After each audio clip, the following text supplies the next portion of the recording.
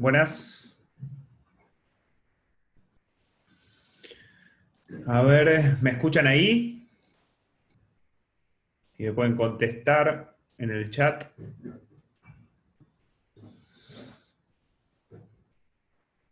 Perfecto, gracias Oscar. Bueno, ahí se va sumando la gente. Disculpen, arrancamos 2 minutos tarde. Ya está entrando bastantes personas. Espero que anden bien hoy. Aquí yo desde Buenos Aires, un día hermoso, realmente. Poquito fresco, pero podría ser peor. Bueno, esperamos unos minutillos que se va sumando más gente, ¿sí? Y ya arrancamos. 1 o 2 minutos esperamos, ¿sí? ¿Me ven bien? Porque me veo en una parte congelada y en otra no ahora. ¿Todo ok? ¿Me muevo o estoy quieto? Soy el único que se... ¿Sí? Ok, muchas gracias. Rodrigo, Romy, muchas gracias también. Voy a compartir pantalla. Ah, estoy compartiendo pantalla. ¿O no? Ah, se nos pispió Paul por ahí, nuestro head de marketing. Debía estar queriendo loguearse con otra cuenta. Si ven gente atrás, les pido disculpas, ahí estamos haciendo unos arreglos en casa, así que espero que no distraiga. Me cuentan cuándo ven pantalla, porfa.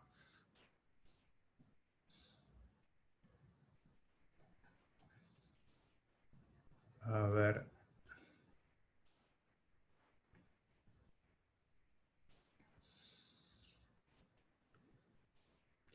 Ya se ve. Excelente, muy bien. Entonces, vamos a poner presentación aquí. Vamos a dejarnos esto aquí. Bien, la ven en pantalla completa, ¿no?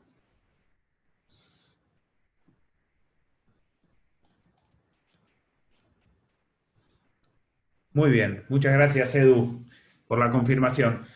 Bueno, si les parece, vamos a ir arrancando. Denme un segundito que... Ahí va. Ahora sí. Supongo que la están viendo nuevamente. Así que vamos a ir arrancando. Ya bastante gente conectada, así que para no hacerlos esperar a los que estuvieron a tiempo, ¿sí? Bueno, me saludo de nuevo. ¿Cómo andan? Demián Faleche acá, CEO de Kids Corp. Estamos para nuestro nuevo webinar, como venimos haciendo todos los meses, ¿sí? Seguramente varios de ustedes ya participaron. En este caso, un nuevo webinar sobre alimentos y bebidas, una categoría bastante interesante para este segmento, y ahora vamos a ir recorriendo por qué, ¿sí? Pero con mucha data interesante y con un poco de análisis. La idea es, vamos a tocar diferentes puntos. La idea es generar un contexto, entender qué es lo que pasa en términos de regulaciones, principalmente en América Latina. Vamos a hacer foco en los diferentes países, entender cuáles son las reglas dentro de lo que es la industria de alimentos y bebidas con las que se juega. También entender el porqué un poquito de estas reglas y cuáles son los avances locales en algunos de los países. Vamos a ver algo de terminología también, que tiene bastante esa vertical específicamente, y luego hablar un poquito de marcas, hablar de dinero, de gasto, de influencia, y también muy brevemente contar algunas estrategias interesantes para abordar a la hora de conectar con el consumidor de niño, los niños y los adolescentes como consumidores, eh, siendo una marca de esta categoría, ¿sí? Así que si les parece, vamos arrancando, ¿sí? Vamos a arrancar un poco con algunas consideraciones esenciales, ¿sí? Principalmente vamos a encontrar tres actores en todo esto que vamos a ver, y esto está sacado desde la parte teórica del Código Internacional de las Buenas Prácticas, de la FAO, ¿sí? Son tres los actores con los cuales, a los cuales se atienen, vamos a decir, las regulaciones, o con los que juegan las regulaciones, que son el gobierno, la industria y los consumidores, ¿sí? Los gobiernos obviamente tienen el objetivo de poder proteger adecuadamente a los consumidores, ¿sí? O sea, tiene que hacerse cargo de cuidarnos a la población, garantizar que los alimentos sean aptos para el consumo humano, mantener esa confianza y realizar programas de educación, ¿sí? Desde el punto de vista de la industria, hoy la industria tiene la obligación desde ya de proporcionar alimentos que sean sanos, pero también de asegurarle al consumidor toda la información real de lo que está comiendo, ¿sí? Y de una manera clara y simple, y obviamente como consumidores seguir las instrucciones apropiadas de higiene en lo que son los alimentos, y sumado a eso estar informados, estar atentos y desarrollar un criterio también por sobre las cosas que comemos o que tomamos todos los días, ¿sí?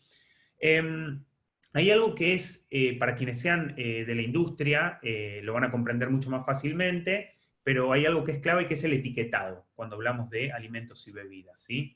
El etiquetado, como dice ahí, es un instrumento para proteger a los consumidores y contribuir a mejorar la seguridad alimentaria y la nutrición. Esto solo existe del año 1990, ¿sí? Estamos hablando desde hace 30 años, no es nuevo, no es nuevo. Sin embargo, en América Latina específicamente, lo que sí vamos descubriendo en los diferentes países, y ahora vamos a hacer un recorrido, es que esto es algo nuevo, ¿sí? Quizás en otros países o en otras regiones no tanto, pero en América Latina, en algunos, no en todos, esto es algo muy nuevo. En otros ya lo vienen desarrollando cierta experiencia y ahora vamos a viajar por ahí. Esto tiene que ver con justamente información, ¿sí? O sea, tener acceso a la información. Paul, creo que te conectaste desde tu celu con la otra cuenta. Se nos quedó congelado Paul ahí.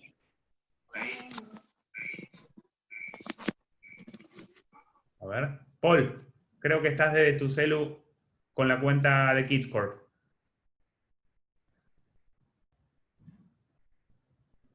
No me escucha, me parece. ¿Siguen viendo la presentación? Mientras lo ven a Paul, le pido a alguno del equipo, si lo ve, que le avise que yo estoy presentando, así que estoy complicado. Bueno, cosas que pasan, señores, cosas que pasan, nada del otro mundo. ¿Ven la presentación mientras tanto o no? La presentación sigue, eso es lo importante. Excelente, muchas gracias. Entonces, siguiendo adelante con la presentación, Edu, que ahí veo que le escribiste, le avisás a Paul, porfa, que desconecte del celu. Gracias. Entonces, siguiendo con lo que estábamos diciendo recién, el etiquetado es clave para tener una identificación simple en cualquier góndola, ¿sí? Ya nos permite entender, hay algo que evidentemente me tienen que decir con respecto a este alimento que voy a comer, ¿sí? Y en esa línea, ¿sí?, vamos a encontrar vocabulario también, ¿sí? En la industria, cuando uno empieza a leer, digamos, esta es una industria que desde mi punto de vista personal la fui conociendo con el tiempo, ¿no? O sea, con el tiempo empecé a aprender más y más de la industria y uno empieza a ver un montón de términos y dice, ¿qué será todo esto, no? Cada vez abreviamos mucho más las cosas que decimos y nos encontramos algunos términos como HFSS, que es High in Fat, Salt or Sugar, y de ahí la consecuencia justamente de esta sigla, que son esos alimentos que tienen estas condiciones, encontramos dos tipos de etiquetados, que son los octógonos, ¿sí?, que son los más populares, podríamos decir, que nos avisan que exceso en azúcar. Esto, por ejemplo, son los de Perú, si no me equivoco, el sistema de octógonos de Perú, digamos, que es muy parecido a los de otros lugares, tiene algunas pequeñas adaptaciones o cambios. Y la otra variable que se suele utilizar son los semáforos nutricionales, ¿sí?, como el que ven ahí a la derecha de los octógonos, ¿sí? Son dos metodologías que se utilizan justamente para identificar. Luego, otro de los términos que se utiliza mucho es el FOP, el Front of Package, otra de las claves a la hora de informar, ¿sí? Como saben, hay diferentes productos, ni hablar tabacaleras, por ejemplo, que en muchos países ya son paquetes grises, por ejemplo. O sea, el frente del paquete es clave porque es lo que vemos a la hora de elegirlo, para poder comunicar comunicar algunas características, podrían ser alimenticias, o en algunos casos descomunicar marca, como podría ser en la industria tabacalera. Y otra de las siglas que se encuentran también, y esto lo digo no porque nosotros vamos a hablar con términos y demás, sino que porque si hay gente de la industria o inclusive gente que le despierte cierto interés seguir investigando, va a encontrar muchas de estas terminologías. MK2, que es Marketing to Kids, ¿sí?, publicidad dirigida al segmento. Bien, metámonos en el contexto de América Latina. Recién hablamos de los octágonos y de los semáforos como regulaciones o como maneras de expresar a las regulaciones, pero veamos qué va pasando en cada uno de los países. Primero, a nivel general, hoy nos encontramos que 130 millones de latinoamericanos, que es casi el 25%, son obesos. y 2 millones mueren cada año por enfermedades relacionadas con su dieta, ¿sí? Esta es la respuesta a por qué existen justamente estas regulaciones que se van impulsando en cada uno de los países. Porque la obesidad es algo creciente. Vemos en algunos países más que otros. A nivel general es alarmante el número. Sabemos que México es uno de los países con mayor obesidad infantil en el mundo también. También uno de los países que hace bastante ya viene arrastrando ciertas políticas, pero es un número alarmante. Y es obviamente la razón de por qué existen estas regulaciones, ¿sí? Cuando miramos el mapa, ¿sí? Y podemos clasificar en 3 momentos, encontramos países con regulaciones vigentes, encontramos otros países con regulaciones en estudio, y otros países que no tienen ni regulaciones en estudio en este momento, ¿sí? Como verán, son pocos los países que tienen regulaciones vigentes en América Latina, ¿sí? México, que recién lo mencionábamos, Chile sabemos que también, son muy pocos. Si bien hay una tendencia a que estas regulaciones aparezcan, porque hay regulaciones en estudio, hay gran parte que todavía no está regulado, ¿sí? Veamos un poquito cada uno de los países. Yo no voy a leer esto todo tal cual. Como saben, nosotros siempre disponibilizamos esta información cuando terminan los webinars, así que la idea es que este sea un documento que después lo puedan tener y un poquito más desarrollado. Pero acá tenemos un state of de qué está pasando en cada uno de los países. Van a haber mucha info relevante porque esto es algo que hoy está como muy caliente, ¿sí? O sea, perdón, no relevante, actual, quise decir, porque es algo que está muy caliente. Con respecto a lo que es Argentina, arrancando, ¿sí? La situación, en octubre del 2018, COPAL, que es una organización, la coordinadora de las industrias de productos alimenticios, reunió a 13 grandes empresas, algunas multinacionales y otras que operan en Argentina, en lo que es alimentos y bebidas, y crearon un propio código, una autorregulación, ¿sí? Con respecto a esa autorregulación, las características que tenían es que con el objetivo, esto lo leo tal cual porque está bien explicado, con el objetivo de proteger a los niños de la exposición y preocupados por los índices de obesidad infantil, los titulares de 3 empresas que concentran el 80% de la pauta publicitaria elaboraron una propuesta para que la publicidad de alimentos dirigida a niños menores de 12 años cumpla con determinados requisitos, que son aquellos productos que no cumplan con los criterios nutricionales o superen las 200 kilocalorías por porción individualmente envasada, no serán publicitados en audiencias que estén compuestas por un 35% o más de niños menores de 12 años. ¿Sí? Esto no es algo que salió del gobierno, sino que salió más del sector privado y de COPAL, que reúne justamente esas empresas. En el 2019, en junio, se propone un nuevo modelo de etiquetado, ¿sí? A partir de eso se declaró que se estaba elaborando un proyecto de etiquetado. A hoy, digamos, no fue publicado, no existe esta información. Y en noviembre de 2019 hubo una sugerencia de eliminar el marketing de estos alimentos, ¿sí? Que tengan exceso en alguna de las particularidades que vimos. Sin embargo, ahí lo que pasó es que apareció COPAL a decir, hey, esto no, digamos, tiene que haber una argumentación, tiene que pasar por el Poder Legislativo, porque nosotros creamos una política, ¿sí? Entonces, esto es un poco el estado de lo que ha sucedido con Argentina, ¿sí? En enero de 2019 en Brasil se paralizaron los avances, ¿sí? Existían ciertos avances y a partir de enero de 2019 se han paralizado. Hoy, digamos, lo que vemos es que no existen restricciones legales. Restricciones legales sí existen, y ahora vamos a ver el caso de Brasil, algunas particularidades, porque es muy interesante, las 3, vamos a decir, verticales reguladas que adopta el modelo brasilero, o que en realidad no es un tema quizás de ley para con todos, pero sí que crean normas para regularse internamente.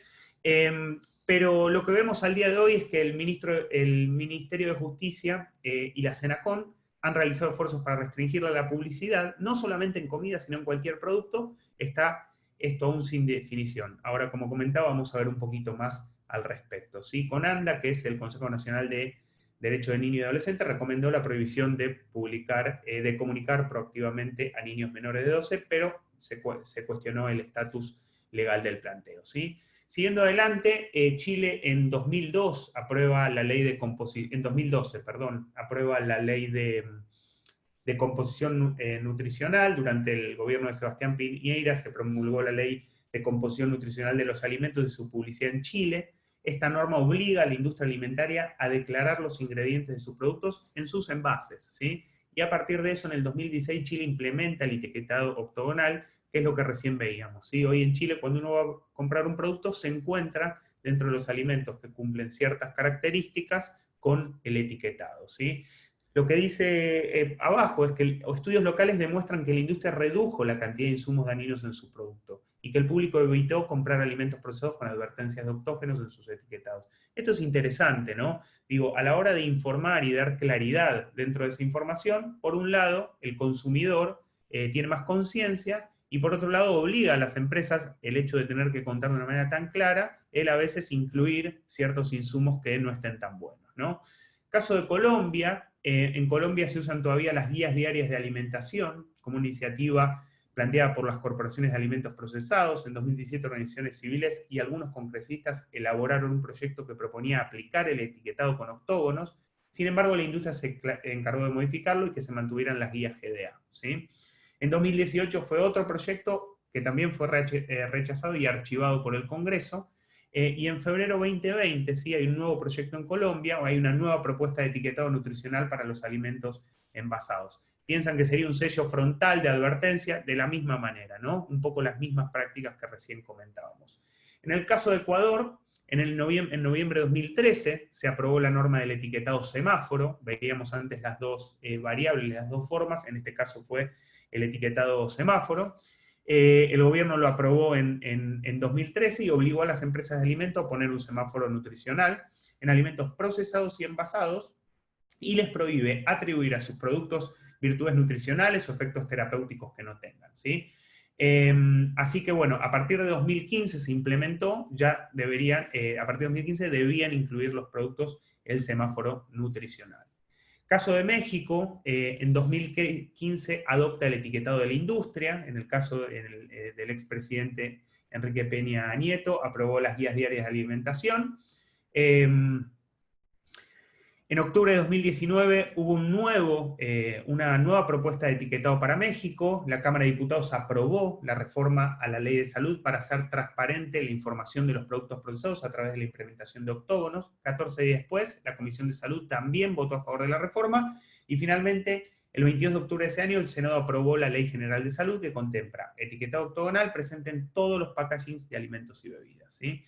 También hay un lineamiento que los paquetes no pueden incluir personajes de licencias, dibujos, celebridades, ofertas ni juguetes que fomenten el consumo. En febrero de 2020, corporaciones intentan tumbar el nuevo etiquetado en México. El Poder Judicial detuvo la implementación de la Ley de Alimentación Saludable en respuesta a una acción de amparo presentada por la Confederación Nacional de Cámaras Industriales y suspendió de manera provisional el proceso. Como ven, hay data muy actual y hay movimiento muy actual. Estamos viendo mucho de los últimos años. Caso Panamá, ¿sí? Centroamérica, en 2017, en noviembre, Centroamérica elabora un proyecto continuo. Representantes de los Ministerios de Salud de Panamá, Guatemala, Salvador, Nicaragua, Honduras y Costa Rica se reunieron para elaborar una propuesta unificada de etiquetado frontal de advertencia nutricional. La propuesta es similar a los octágonos que utiliza Chile, ¿sí? Sin embargo, se ha postergado ese proyecto, obviamente por presión de las compañías también. En enero de 2020, un proyecto de ley en Panamá, el Parlamento...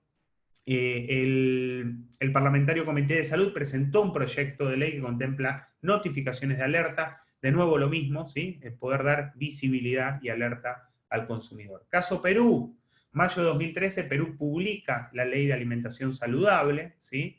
En junio de 2018 adopta el etiquetado con octógonos, ¿sí? Fue el segundo país en la región que implementó el etiquetado octogonal, luego de un arduo debate y lobbies de la industria alimentaria, ¿sí?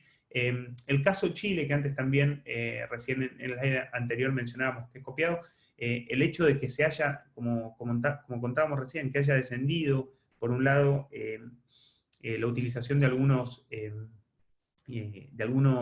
ingredientes en los alimentos que no estén buenos, y también que el consumidor haya desarrollado mayor conciencia, marca un hito y es algo que también, como vemos, se está siguiendo en diferentes países. Y finalmente Uruguay, ¿sí? Que Uruguay sigue el ejemplo de Chile y Perú.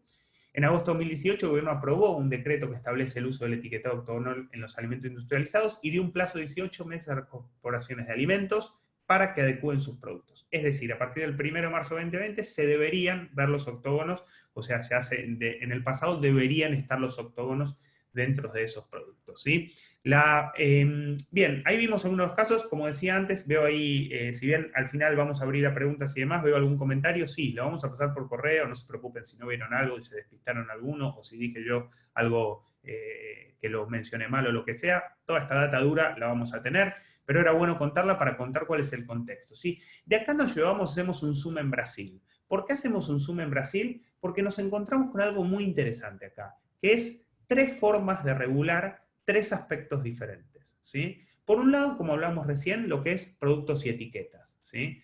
Que como decimos, Brasil todavía no lo tiene, pero esto es una de las áreas, ¿sí? Y nos metemos en Brasil principalmente por las otras 2, ¿sí? Productos y etiquetas con las cuestiones que recién veíamos. Caso puede llegar a ser octógonos, podría ser semáforos, lo que sea. Sin embargo, hay otros 2 factores que están hoy regulados o que existen ciertas normativas que se han creado muchas veces del sector privado, de algunas organizaciones que protegen, por ejemplo, a los niños y a los adolescentes. 2 cuestiones, una ligada a lo que es la publicidad y la comunicación, y otra la privacidad de datos, que eso es algo súper novedoso, porque esto es una noticia de ayer, que se comunicó hoy, que es la aprobación, en realidad no la aprobación, sino, bueno, ahora voy a eso, perdón, me meto primero en la otra parte y ahora comento eso. Entonces, hablamos de 3 cuestiones, ¿sí? En las regulaciones. Por un lado, producto de etiqueta. Hablamos de publicidad y de comunicación. Ciertas normativas para poder conectar con niños y con adolescentes, y hablamos también de privacidad de datos. Productos y etiquetas vimos un poco recién, ¿sí? Entendimos el estado, vemos un poco cuál es el reflejo, digamos, o cuál es la consecuencia de etiquetar justamente un producto. Sin embargo, con respecto a lo que es la publicidad y comunicación, en Brasil existen regulaciones que protegen a los niños y adolescentes de la publicidad, ¿sí? Básicamente están construidas a través de, con la base de la vulnerabilidad que representan los niños, ¿sí? A los niños se les debe dar mayor atención y cuidado a la comunicación de productos y servicios consumidos por y para ellos. O sea, nunca se debe entender de que el niño va a comprender el mundo como si fuera un adulto. Y sobre eso existen ciertos reglamentos que no dicen que no se puede hacerle publicidad dirigida al segmento, sino que baja ciertos guidelines que hay que seguir para poder hacerlo, ¿sí? Entonces, estos son algunos resumidos, ¿sí? Son un poco más extensos, tenemos mucho material, de hecho, por sobre esto, desde ya seguramente tenemos gente de Brasil conectada, siéntanse libres de conectarnos para poder ir un poquito más en profundidad al respecto. Pero algunos de los guidelines que uno debe seguir a la hora de comunicar a niños o adolescentes en Brasil es que no se puede hacer referencia al imperativo, ¿sí? Como decir pedí, comprá, coleccioná. Eso no se puede hacer, sino que por el contrario la comunicación tiene que favorecer a la moderación, ¿sí? O sea, a tener una comunicación mucho más honesta, ¿sí? La publicidad debe cuidar los buenos modales, debe también alentar las relaciones, ¿sí? Entre padres e hijos, no pueden representar actitudes que brinden superioridad para el uso del artículo, ¿sí? O sea, es decir, yo porque tengo este artículo soy, no sé, juego mejor al fútbol, por ejemplo. No se puede hacer. Tampoco se puede mostrar a los niños sugiriendo explícitamente el consumo, diciendo tomalo porque o lo que sea, no se puede hacer. Y también evitar dentro de lo posible todo lo que tiene que ver con el influencer marketing y demás, es decir, pagar a un influenciador, a un niño o un adolescente para que pueda conectar, para que pueda, digamos, impulsar algún producto a través de ellos, ¿sí? Entonces, vuelvo un toque al slide anterior, veíamos recién que vimos toda la primera parte de productos y etiquetas, estos son algunos de los guidelines en lo que respecta a lo que es publicidad y comunicación, y el tercer factor que es la privacidad de datos, que es algo que nosotros hablamos muchísimo, ¿sí? Que son las reglas que se han creado para proteger a los niños cuando están en Internet, a los menores, a los niños y adolescentes cuando están en Internet.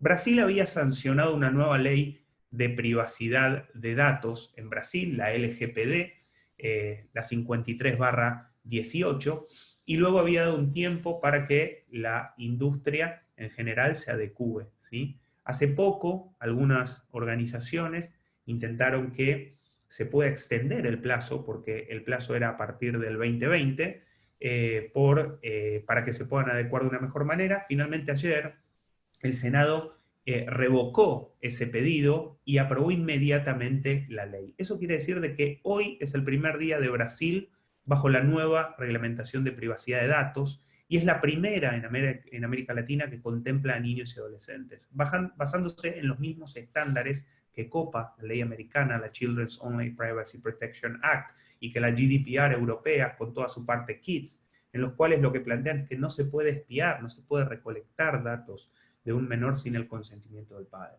Eso hace que hoy Brasil ya esté 100% regulado en esos términos y que toda la industria se tenga que adecuar. El caso Brasil es un gran ejemplo porque, si bien podríamos decir que en términos de productos y etiquetas está más retrasado que otros, sí es 3 áreas que a la hora de regular y de que entenderlas y desarrollar una operación desde una organización a través de comprender cada una de estas regulaciones que existen, bueno, es un panorama alentador para quien lo conoce y lo cumple, ¿no? Para el que no, obviamente, siempre esto genera riesgos.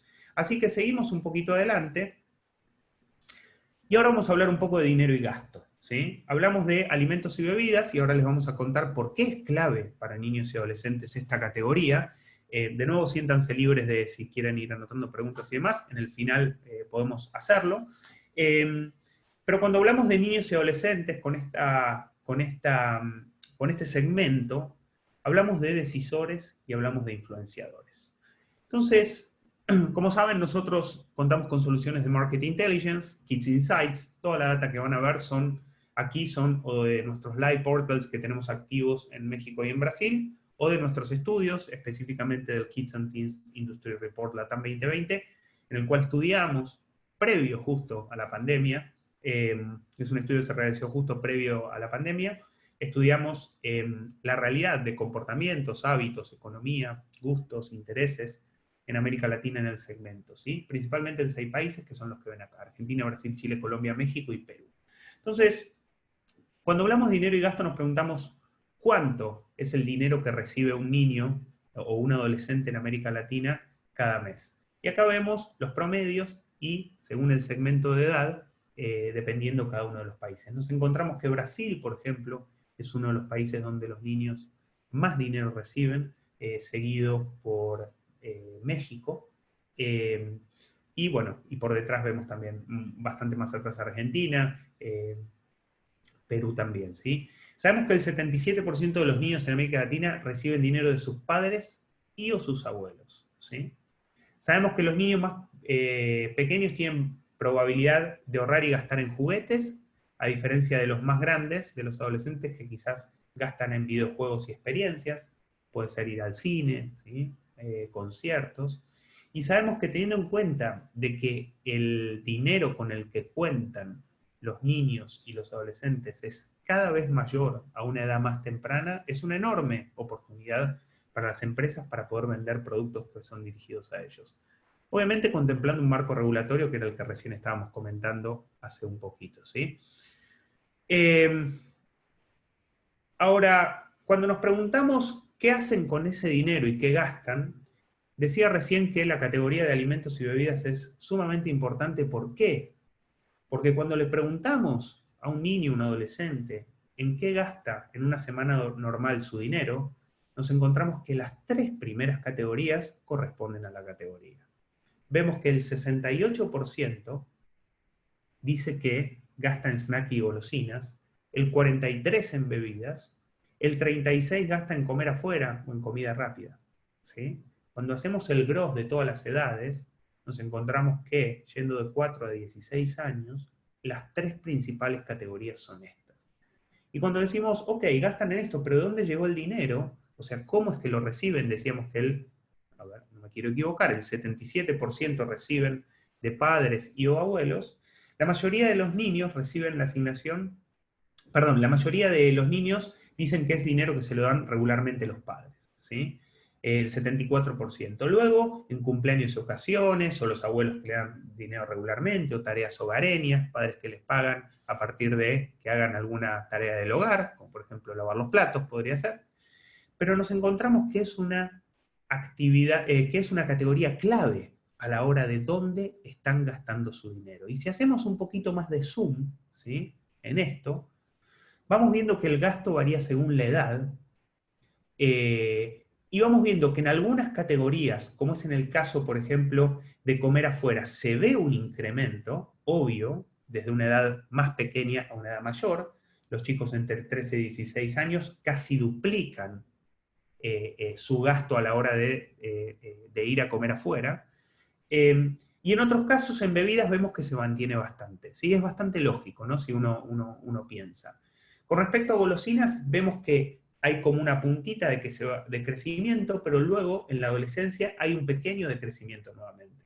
Así que a la hora de contemplar estas categorías, podemos ver que va variando un poco el comportamiento dependiendo de la edad y de la categoría, como recién mencionábamos, ¿sí? Ahora, estamos hablando de gasto, es decir, de compra, de poder de compra de estos segmentos. Pero ¿qué pasa con la influencia? Porque alimentos y bebidas es una categoría muy de familia. Bueno, cuando le preguntamos a padres, ¿sí?, cuánto piensa que sus hijos influyen en las decisiones a la hora de comprar, en estas categorías, por ejemplo, relacionadas a alimentos y bebidas, encontramos que en el caso de los supermercados, un claro ejemplo de dónde se compra gran parte de esto, además de kioscos, obviamente, por ejemplo, pero de donde hace una compra familiar, el 41% de los padres dice que son muy influenciados, el 45% poco y el 15% nada más dice que no tiene ninguna influencia, ¿sí?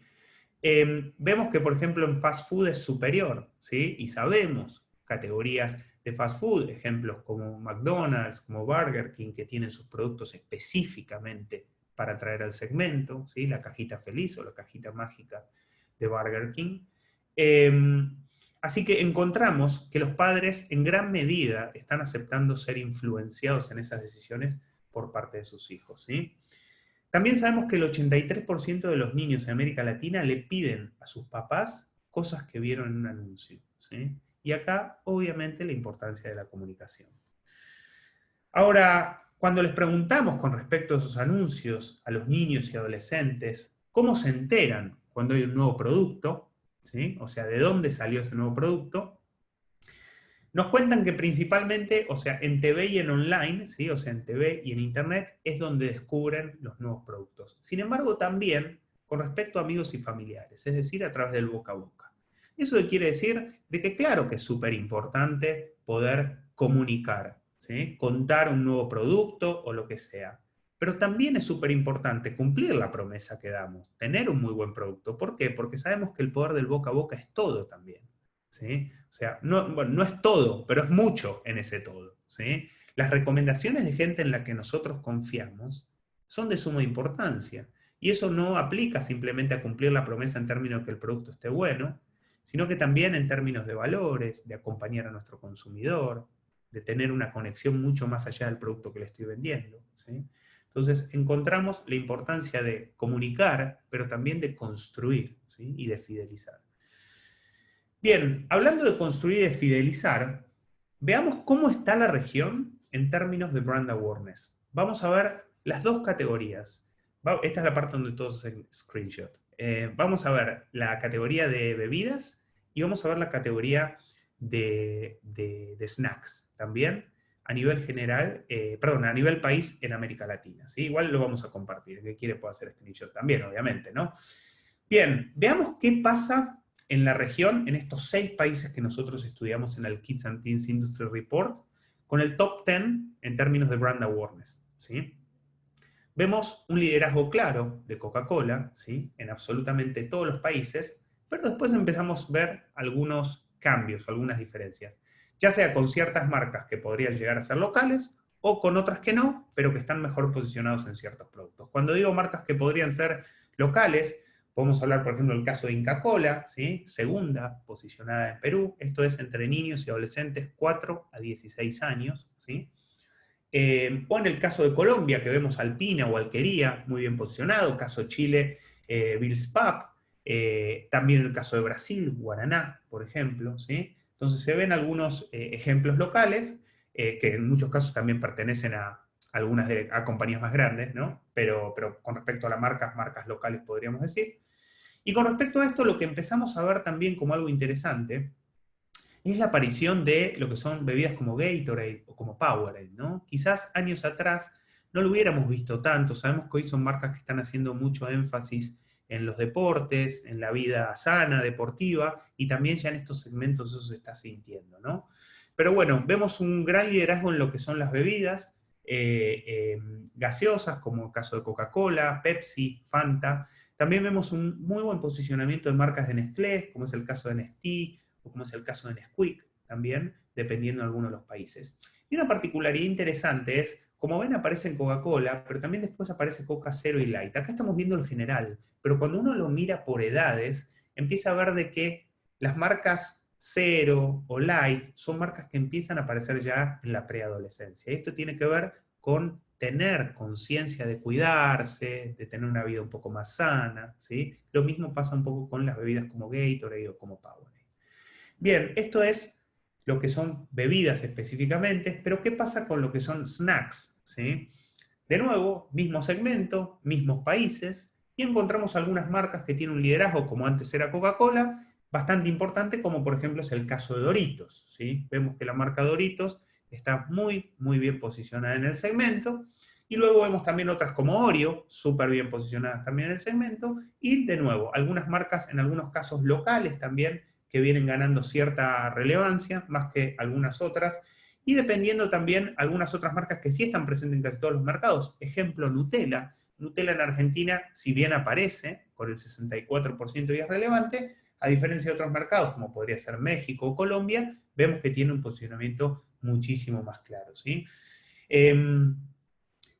Interesante también, desde el punto de vista en lo que son la segmentación etaria, donde vamos viendo de los más jóvenes a los más grandes, también lo que uno empieza a ver es que los snacks salados toman un poco de mayor relevancia cuando los niños ya van creciendo. Cuando son más pequeños quizás apelan más a lo dulce, ¿sí? Marcas quizás como Kinder o como Oreo, ¿sí? Cookies también, ¿sí?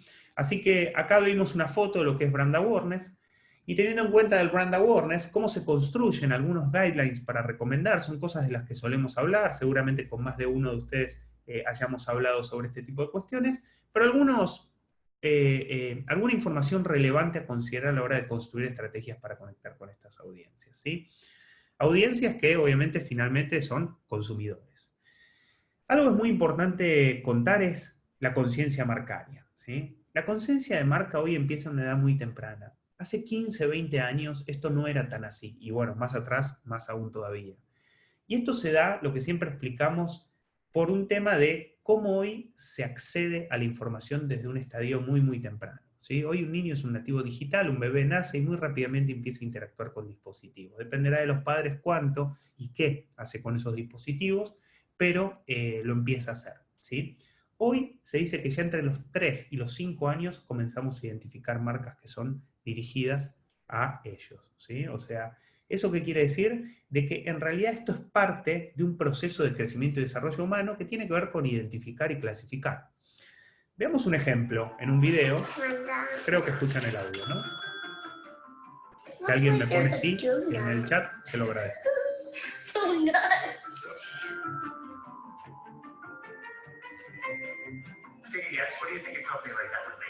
Gracias.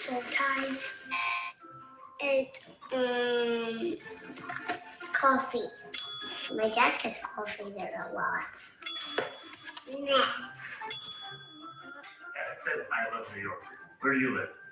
In my house. On my father's and mother's laptop.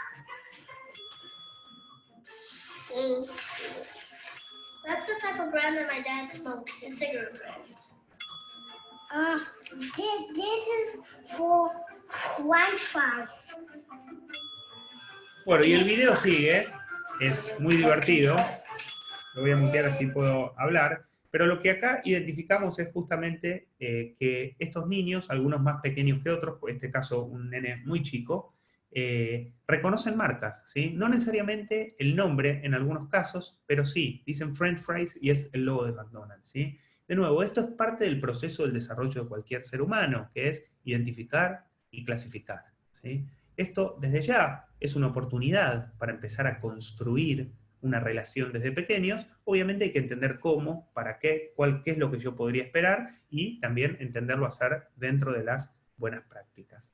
Hablamos que desde chiquitos empezamos a desarrollar conciencia, pero esto sigue, porque después de cuando uno genera conciencia y cuando uno consigue venderle un producto a un consumidor, vamos a decir, el estándar dorado sería, o no el estándar dorado, sino el deseo de cualquier marca sería poder construir fidelidad, ¿no? Entonces, encontramos que a medida que van creciendo, de los 6 a 8 años, el lado izquierdo del cerebro comienza a desarrollarse más que el derecho, los empieza a alejar ya de la pura fantasía y los empieza a introducir en el mundo real, ¿sí? Ahora vamos a hablar de esto porque justamente en los últimos años se vio un auge muy grande del licensing, ¿sí? Marcas tomando personajes, dibujitos o deportistas, lo que sea, para poder vender ciertos productos. En algunos casos quizás dibujos más fantasiosos, dependiendo del segmento al que voy, en otro caso deportistas, yendo un poco más grande porque pertenecen más al mundo real, ¿sí? Muy alineado a esto que estamos diciendo. Desde los 8 comienza la identificación consciente de marcas y a construir, y empieza la construcción de fidelidad con las que posiblemente nos podría llegar a acompañar durante toda la vida. Esto es un momento clave, porque este es el momento donde una marca puede generar una promesa y una espera de poder acompañar durante toda la vida de ese consumidor. Se dice que la preadolescencia es el momento donde definimos si vamos a tomar Coca-Cola o Pepsi, si vamos a hacer Nike o si vamos a hacer Adidas, ¿sí? Ese se dice que es el momento donde lo vamos a hacer, ¿sí?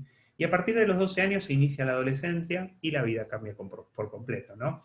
Sin embargo, se potencia la necesidad de pertenecer y a partir de eso representarse mediante marcas e intereses. Y esto no es algo aislado, nos representamos mediante los amigos que tenemos, los lugares que frecuentamos, la música que escuchamos, y ni hablar las fotos que subimos a Instagram, ¿no? Entonces, esto es un momento también para intentar conectar con la esencia de las personas e intentar ser nosotros, como una marca, uno de esos condimentos que representan a cada uno de esos adolescentes, ¿sí?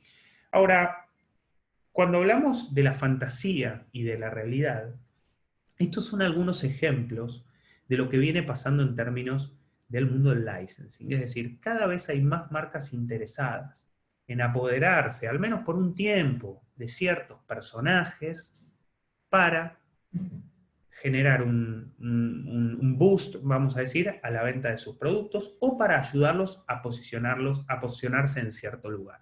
Y esto no necesariamente termina siendo en voy y adquiero la licencia de. También es la oportunidad de construir personajes que nos puedan ayudar a crear ese vínculo que decíamos. Hay bastante escrito sobre que cuando una marca se representa con algún personaje y ese personaje desde una edad temprana conecta con el consumidor, eso como consecuencia hace que se generen sentimientos positivos a largo plazo para con el personaje e inclusive para mis consideraciones respecto a la marca, hasta el grado de sentir de que podría llegar a ser más nutritiva o más saludable que otras, ¿sí? Y esto se está adoptando muchísimo.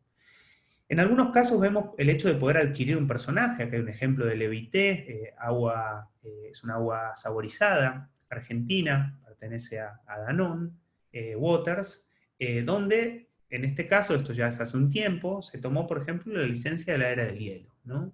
Una peli, hoy se está jugando mucho en el mundo del licensing también en términos de consumer product, perdón, en términos de consumer products, no, de CPG, o sea, de alimentos, de bebidas, de tomar el momento que sale la peli, aprovechar esa ola, y poner estos personajes, ¿no?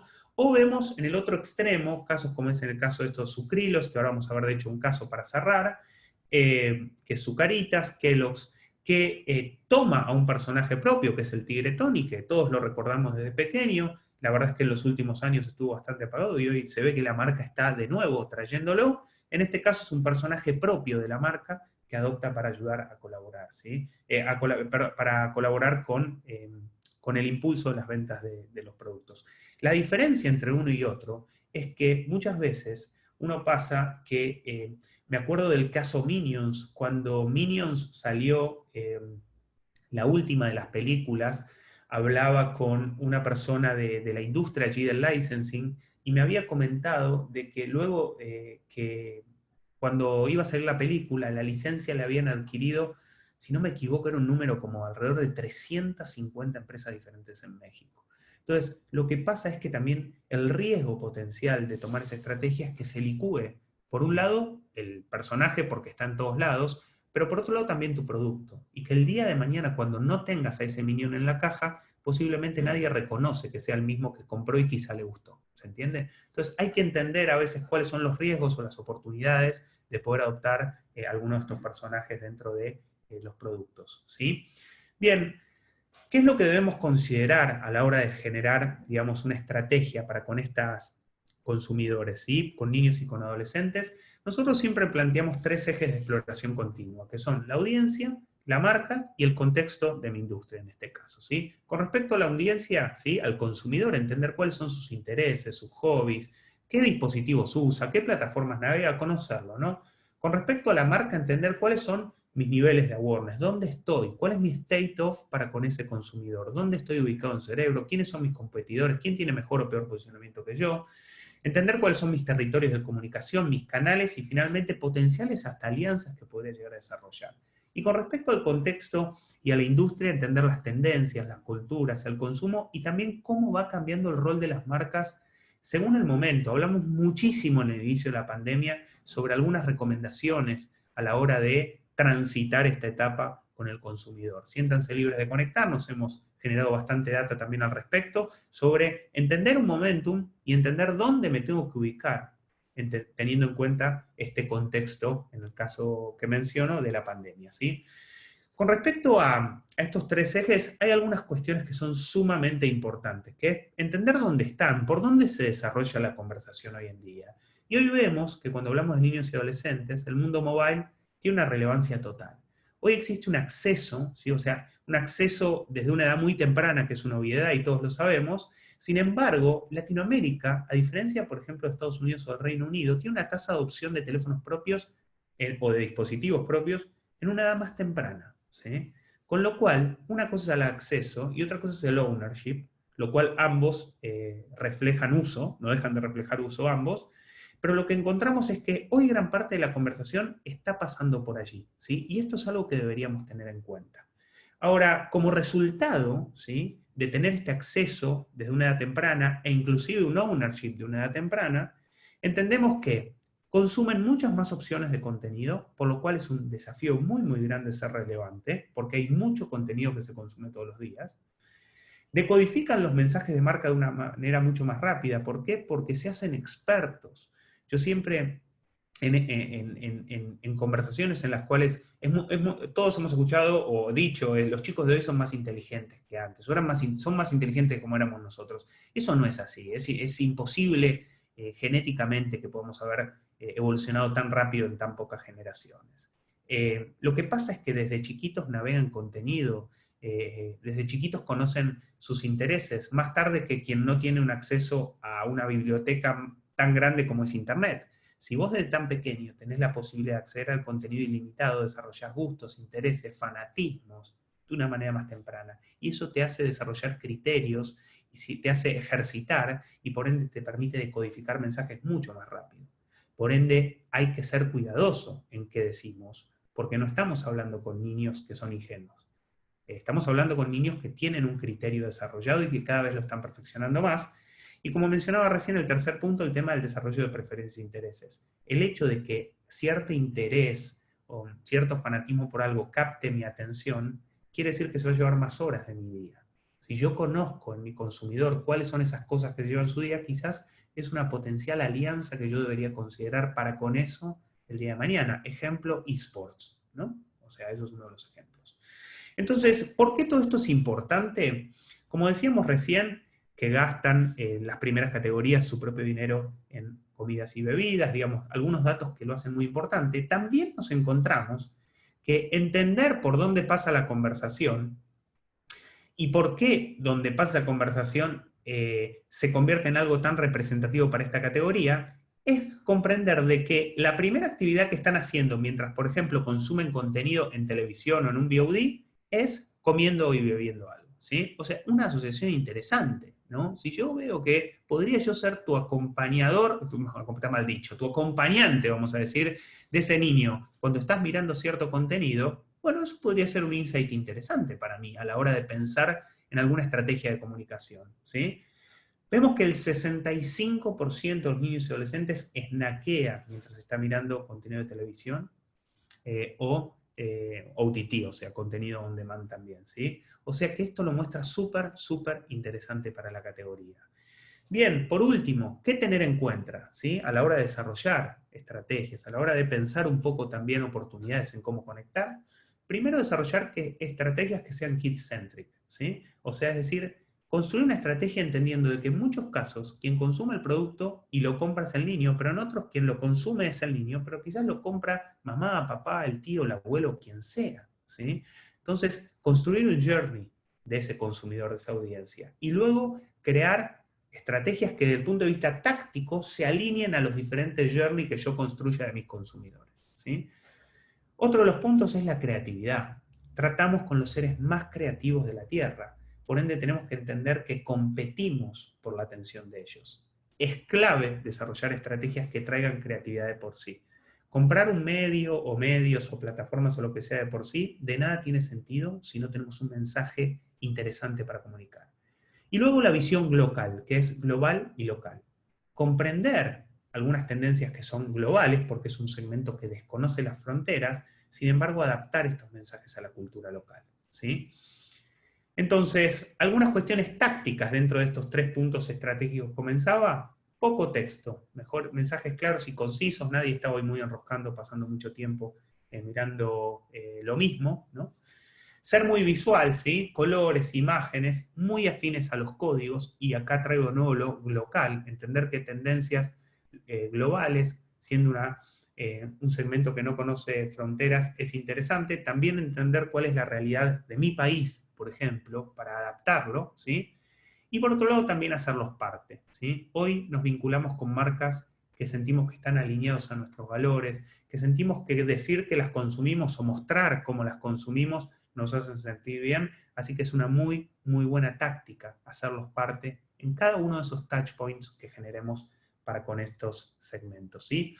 Cerramos, por último, mostrando 2 pequeños casitos, 2 últimos slides, y dejamos los últimos 5 minutos para preguntas. Y esto es un ejemplo de marcas con las que hemos trabajado de Gatorade. Antes hablamos de las bebidas como Gatorade, como Powerade, alineadas hoy muy al deporte. Bueno, con respecto a Gatorade, hace años viene haciendo el torneo 5 vs 5, que es un torneo dirigido a adolescentes, ¿sí? Y donde la marca desde ya está alineada al deporte, pero crea una estrategia de hacerse parte, generar un ownership, de crear un torneo y de invitar al segmento a participar, justamente para crear una conexión, un engage mucho más grande con la marca, ¿sí? Esto es alguna de las marcas, es más que nada interesante como caso de cómo estas marcas quizás años atrás ni nos hubiéramos imaginado que hubieran enfocado tanto en segmentos jóvenes, y cada vez más lo vienen haciendo. Y el segundo caso es un caso de Kellogg's, que es un nuevo lanzamiento reciente que tuvo Kellogg's en Brasil, de sucrilos, que son las nuevas cookies de la marca, que se han lanzado en Brasil, ¿sí? Venimos trabajando en un camino muy interesante con KTBO, con su agencia y con la marca, y desarrollando estrategias en las cuales, como es en este caso, que fue para el lanzamiento, utilizar datos, utilizar análisis que nos permita, por ejemplo, entender cómo una marca que está tan posicionada en el segmento de cereales, como es el caso de Sucrilos, ¿sí? O Sucaritas en gran parte de Latinoamérica, cuáles son los aspectos más relevantes o más denotativos que nos pueden hacer entender el buen posicionamiento que tenga la marca en esa industria.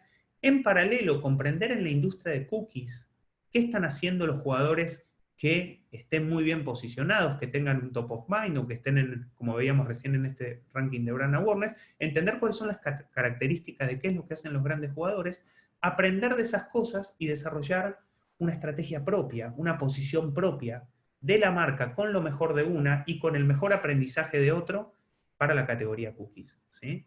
Y de nuevo, considerando estrategias kid-centric, creativas, ¿sí? O sea, que trasladen valores, que trasladen, vamos a decir, experiencia también en cada uno de esos touchpoints bien alineadas para con la marca, ¿no? Entonces, solo para cerrar, uno de los grandes issues que a veces aparece con marcas de galletas o de bebidas es que a veces una acción de comunicación en el mundo digital, que cada vez está más ahí la inversión, termina en un sitio corporativo o con las características súper finas de la marca y demás, y nos perdimos la oportunidad de generar un engage, ¿no? Un punto de contacto mucho más fuerte dentro del journey que construyamos en la estrategia. Para este caso también se desarrolló un microsite kid-centric, ¿sí? Específicamente para poder generar un poquito más información, o sea, sobre el producto, de una manera amigable para niños, ¿no? O sea, construir un journey completo de punta a punta, ¿sí? Queríamos cerrar con estos dos casos, dos grandes ejemplos. Nosotros trabajamos con muchas marcas del segmento, cada vez más, obviamente, por las características que tiene esta industria que recién hablábamos, así que encantados de colaborar con quien lo considere. Bueno, señores, hasta aquí hemos llegado. Si les parece, pueden volcar preguntas, algunos comentarios, vamos a disponibilizarlo, esto sin lugar a dudas después para todos. Les va a llegar un email, quédense tranquilos. Así que, si les parece, acá pueden ir volcando algunas preguntitas. Yo voy leyendo. Acá Marenka Jaro dice, buen día. Caso de México, como marca de diseño y entretenimiento, me gustaría saber qué se está haciendo en otros países con normativas similares para estar presente en esta categoría. Como marca de diseño y entretenimiento. Bueno, es un poco amplia, Marenka, perdón, la pregunta. La realidad es que no sabría bien qué decirte específicamente con respecto a este punto. Sentite libre de escribirnos y veámoslo más en detalle, porque la verdad que creo que podría estar toda una tarde hablando al respecto, ¿sí? A ver dónde veo, un segundo, estoy un poco perdido aquí. Bien, a ver, preguntas, no estoy viendo en el general, no sé si me estoy perdiendo alguno, pero veo, eso es bueno, siempre digo que es bueno o malo, ¿no? O se entendió o no se entendió nada, podríamos decir. Denme un segundo, que saco esto de aquí, más. Ahora sí. A ver, si tenemos alguna más. Bueno, no hay muchas preguntas el día de hoy, no me están queriendo hacer trabajar, así que, bueno, en fin, no mucho más entonces. Vamos a cortar acá, estamos en 1 hora clavaditos, con lo cual hicimos bien con el tiempo. Bueno, ahí justo entró una pregunta, ¿qué información hay disponible para Ecuador? Gina, si querés contactarte con nosotros, quizás directamente inclusive con Ricky Myers, que es nuestro head en Perú y en Ecuador, para que te pueda ayudar específicamente con data del segmento, ¿sí? Sentite libre de escribirnos sin ningún problema. Así que bueno, gente, les agradezco a todos por estar. De nuevo vamos a disponibilizar esto. En breve ya les va a llegar un correo.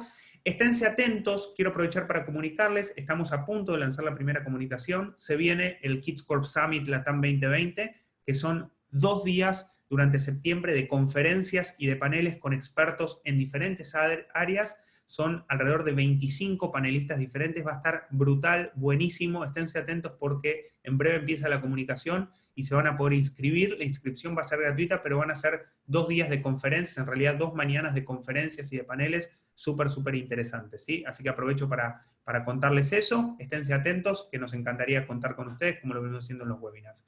Bueno, gente, espero que haya estado bueno, que les haya servido, van a tener toda esta data, y desde ya a total disposición, como siempre, para responder dudas, consultas, lo que sea, todo nuestro equipo para trabajar con ustedes, ¿sí? Les mando un gran abrazo, a partir de mañana buen fin de semana, porque a mí me sale decirlo los viernes nomás, no los jueves, y un abrazo para todos, gente, que estén bien, bye bye.